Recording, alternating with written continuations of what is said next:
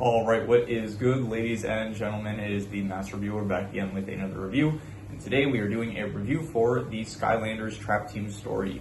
Yeah, I finally managed to rewatch the story for this, and it's been a very busy, not just day, like today was extremely busy, but also the week itself. It's like just the beginning. I have a very busy week, so hopefully I'm going to get this recording out, and then if I have time, I have like this game specifically, there are a lot of rankings that I can do for this game, which is like the Skylanders, the traps themselves, the villains, and so there are some rankings that I do want to do for this game. However, I don't know if I'm going to have time to do them all today, but yeah, I'm going to try to like make sure that I release all these videos around the same time, and not that like I'm not going to upload this now and then like upload the rankings like, I don't know, 5 or something days later. So anyway, let's just get into this because yeah, I'm sure you guys are all in anticipation. And let me just start off by saying that I think that this game is a bit overrated. I do think that like a lot of people do have the consensus that Trap Team is like the best Skylanders game, and I kind of disagree for a few reasons, and you'll hear about them as we go along. So starting off with the plot of this game is that we're introduced to the Doom Raiders. So it's no longer just Chaos. For the first 3 games, the main villain has been Chaos, as well as there's been like some other characters here and there that are villains as well, mainly Chaos's mom in the last game. But then in this game, they finally introduced, it's not just even Chaos, it's like they really just lean into the whole aspect of like villains in this game, where not only are there the Doom Raiders, which are the main villains of the game, but there's also a bunch of side villains in each level. And so they are so the game basically is that Chaos, he destroys Cloudcracker Prison, which is holding all of the Doom Raiders, and from there the game is basically it's similar to like the Spyro's Adventure / Swap Force style of the game, where it's like, okay, we have a goal from the start of like what we're aiming towards, which Spyro's Adventure is get all the parts to rebuild the Core of Light. In Swap Force, it is basically save all of the elementals, and then in this game it is defeat all the Doom Raiders and stuff. So yeah, in terms of the plot, it's basically just every few levels, it's like you have to you're basically just defeating the Doom Raiders. That's basically it. That is pretty much just what the game is, and then towards the end, you end up also defeating Chaos. And it's interesting in this one because you do actually have Chaos. He ends up joining your side for a bit, so they do like the whole, I don't know if the word is cliche, but you do have like the thing where, you know, it happens occasionally where it's like the bad guy and the villain and the good guys will team up and stuff, and then yeah, so that is a bit interesting to see.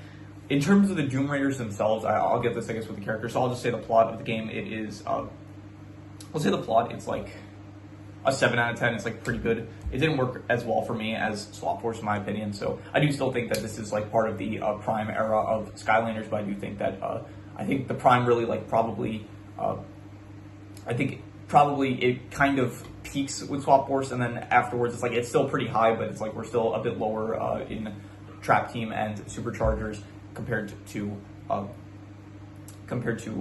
Swap Force. So but we'll see, who knows, maybe on rewatch Superchargers I will have a larger appreciation for. In terms of the characters, so in this game you do have Flynn and Callie, as well as Tessa actually making a return from Swap Force, so that is nice to see. I personally like Tessa more than Callie. I just think that Callie's a bit boring, a bit basic, and Tessa is more lively, it feels like. Besides that, you do have some new characters. You have Buzz and Mags. I think they're great additions, very fun characters. They're a bit of a shame you didn't have some characters from the last game, like I think his name was Sharpfin, or yeah, pretty sure his name was Sharpfin, so a bit of a shame he doesn't come back, but you know, it's still, I think the characters here are pretty good. Buzz is like one of the best characters in the game, I think, and Mags as well is a very fun addition, and Chaos is also like, he becomes kind of part of the crew a bit, like he's not just the villain in this game, so that is another interesting thing. In terms of the Doom Raiders themselves, I do think that they're a bit underwhelming, to be honest. Like a lot of them get defeated really easy, like in the first level they already managed to defeat the Gulper, so that's one thing. Then Chompy Mage, character that we've seen before, definitely also gets defeated pretty easily. Chef Pepperjack as well. Like it feels like a lot, like in the game itself, like you actually have to fight the bosses and stuff, but in the context of the story, it's like a lot of the villains, they don't really feel as menacing as they should be. Even in the opening of the actual game, it shows off these Doom Raiders, but it doesn't actually show them like being evil. It's just they're in the cave with all the gold that the Golden Queen has, and then the Trap Team show up and pretty easily defeat them. So it's a bit underwhelming, like straight off the bat, that we see them get defeated.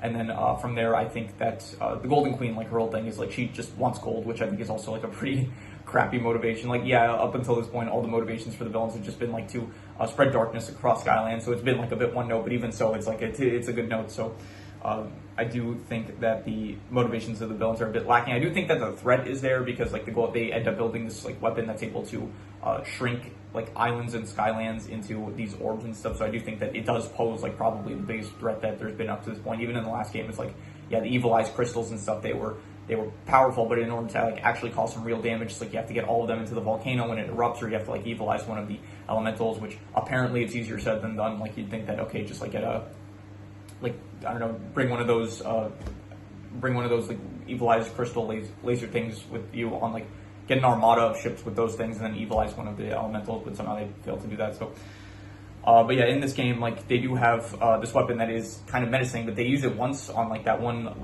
time travel area level, and then besides that, like it's never really used again. So the Golden Queen is like, she's portrayed as she ends up like actually aiming it at Skylanders Academy, but like just it doesn't end up getting fired, and then you play the level and then you end up defeating her. So it's overall the characters I'd say are a bit mixed. I would say like I'll go like a 8 out of 10. I still think that they're great, like especially the new additions to the actual Skylanders. I think that the Doom Raiders, once again, they are a bit lacking. Not to say that like they're all bad. Like I do think that some of them were fun, like Dr. Crankcase, Wolfgang. Those two basically like Golden Queen, just again like not great motivations. I don't know, Chef Pepperjack, I guess he's fun, like he has a fun accent. I guess Chompy Mage is not great. Dreamcatcher as well. Don't really like her too much. The Gulper as well, very easily defeated. So, yeah. There's also the villains themselves, which I will get to the actual villains when we do the like not just the Doom Raiders. There's other villains besides the Doom Raiders, so I will get to those when we do the villain ranking. In terms of the settings in this game, it does not feel as like nice looking as Swap Force. Honestly, like Swap Force, you get to Swap Force, like that's when the games really start like cranking up in terms of like how they look visually. And I don't know what happened in this game, but it's like this game, it feels like they went a step down. Like a lot of it like feels like kind of like a mobile game. And I do remember when this game first came out, I'm pretty sure that it was available to play on iPad or something like that. So I do think that like the fonts they use for the text, it feels like a big downgrade from Swap Force, as well as just like the I don't know, the locations themselves. They don't feel as I'm not going to say not as unique, because there are definitely some unique locations in this game, and I don't want to say that like they're not being creative with the levels they do. They have like futuristic levels, they have sewage areas and stuff. Like there's nothing wrong with the levels really. It's just that I feel like the way it looks visually, it feels like honestly like a downgrade from Swap Force, which I thought was like really like we've gone like Spyro's Adventure and then Giants, which like, you know, it looks fine, but definitely a product of its era. And then you get to Swap Force, and it's like, okay, now the graphics are really starting to look good. And then this game is like, just to kind of go down a bit in the quality, it just is a bit of a shame. So I'm meant to be talking about the settings. So in terms of the settings, I'm going to say the settings are fine. Like I think that the settings are good. There's like a lot of good locations and stuff with, here you have, like they have some references to some stuff from Spyro's Adventure, or was it Giants? I don't remember, but they have the Willikin area, which you see again, which is pretty cool. You have, like I mentioned, the future level where you fight Wolfgang. You have the sewage level. I thought that was creative. You have, other than that, what else? You have the Dreamcatcher areas. I thought the swamp areas, those are kind of cool. So overall, honestly, now thinking about them, like there's nothing really that stands out too much, and I feel like a lot of the areas in Swap Force just were more appealing to me for some reason. So yeah, I'm gonna have to give the settings. I'm gonna give like I'm gonna have to go like a 6 out of 10, honestly. Like they're above average, but I really thought that Swap Force just did better. So, and in terms of the art style, I'm gonna say it's not bad, but it's like I guess another just like 6 out of 10. Honestly, it's just very just a shame that like Swap Force is like, it looks so great, and then I'm pretty sure once you get to Supercharged again, like it looks visually great and stuff, and a lot of locations are very cool and stuff. But then for some reason, just this game, which is honestly one of my biggest problems with the game, is just that it looks visually not as good as like Swap Force before it, and then what I remember Supercharged to be after it. So, yep. In terms of the worst thing, I think, yeah, you could say a few things. You could say like number one, the actual what I said about the art style and the settings, I guess, being a bit lackluster compared to the previous installment. But I think I'm gonna probably give it to just like the Doom Raiders themselves are a bit like they're not portrayed to be as big of a like. I feel like in the last game, like Chaos's mom, like at the very start, she gets she didn't get defeated even. Like she even states like her plan like caused the Skylanders to get defeated from destroyed from like her plan caused the Skylanders to like get blasted off like into or to Earth presumably. And in this game, it's like the trap team, they defeat the Doom Force, but then it's like Chaos like blowing up the Cloudcracker prison. That's what caused them to like get blasted off into Earth and stuff. So I do think that just the threat of the Doom Force is definitely not as good as it should have been. So I will give the Doom Force like, honestly, it's like 5. It's like a 4.5 to a 5. It's like not good or bad, more so leaning on the bad side. But I'm just gonna be generous and give it a 5. Like it's fine. It's like just it could have been done a lot better. It's not good by any means, but it's I don't want to call it bad, so I'm just gonna give it a 5. So in terms of the best thing, I would say that the best thing are once again, I do like a lot of the new additions, a lot of the new characters, Buzz, Mags, Flynn. It feels like he's a bit I don't know. It feels like he doesn't have as much screen time in this game as some last ones, but it might just be that there are like some other characters as well. Like Callie is in this much more than previous games. It feels like Tessa is in this once again, not a lot, but you see her a good amount, which is nice to see Tessa again.